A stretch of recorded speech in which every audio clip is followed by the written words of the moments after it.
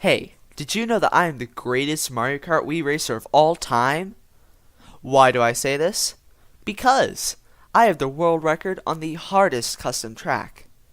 That's right, it's harder than Final Grounds, harder than Melting Magma Melee. It is even harder than Mushroom Peaks. In fact, it is so hard, it even says so in its own name. That's right, I'm talking about the hardest course, harder than Mushroom Peaks. Let's go!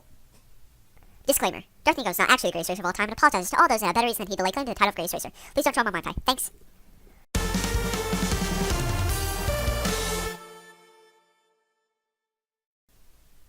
In addition to being hard, this course is also stunningly beautiful. It is so beautiful, in fact, I think it best that I prepare you before I show this course to you.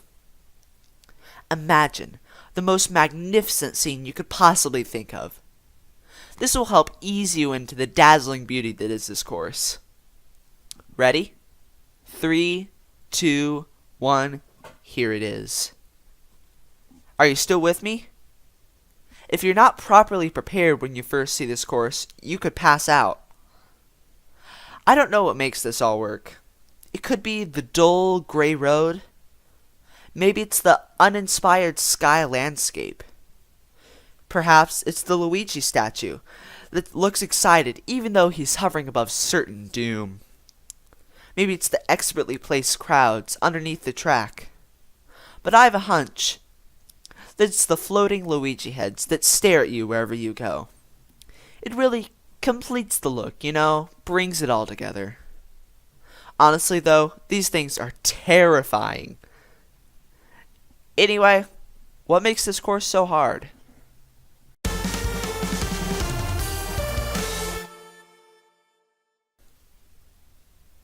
The answer to that question is the floating Luigi heads. You are lying if you say that this isn't a huge distraction. Okay, honestly, someone needs to make a texture pack that replaces a blooper with this. Okay, enough about floating heads. What makes this course so hard? The minimap is rather basic. Well, for starters, the road basically is a glitch. There's spots on the road where the camera switches to a weird overhead view. If you press hop on one of these spots, sometimes you can get stuck. And you're stuck for good. You can't get out, so you have to restart. Usually the camera will revert back to normal right before a turn. However, the last turn you must take blind. Also, bikes are off limits for this course. Why, you may ask? Because turning with them is entirely unpredictable.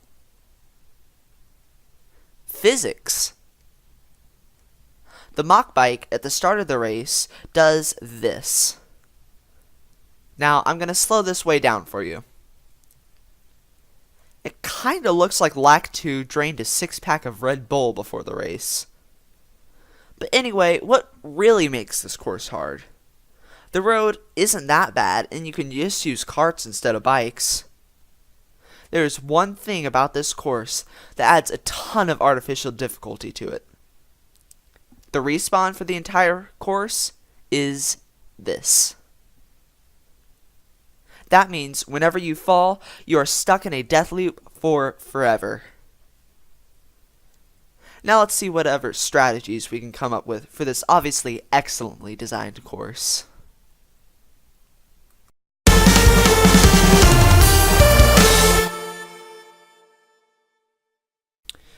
Alright, strategies for this course. Don't fall off. Seriously though, the best thing that you can do with this course is to memorize it. This will help, especially with the last turn. When you're racing with others on this course, it is essentially just a game of chicken. It tests how fast you dare to go, since if you fall off, your race is over. Now, anyway, on to the rating.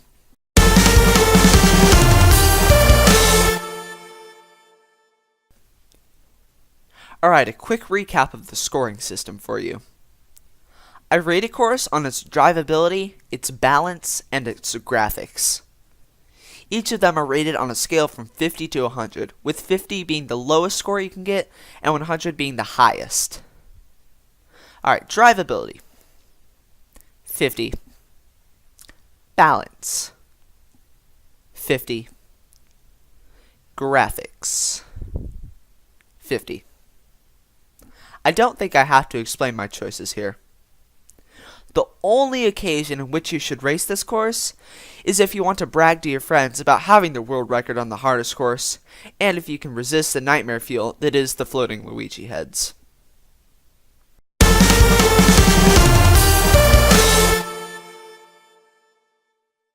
My world record. Hey, I did beat some other people this time. Again, my record is not that great, so take a shot at it if you want a relatively easy world record. We use the Wild Wing with Daisy in here, because it's the fastest cart that can make the first turn. At least, I think that it is. Who am I to question the people that I've beaten for the world record? But in any case, I have tried it with the Flame Flyer, and it is too hard. Anyway, ladies and gentlemen, here is the least amount of skill you could put into a world record.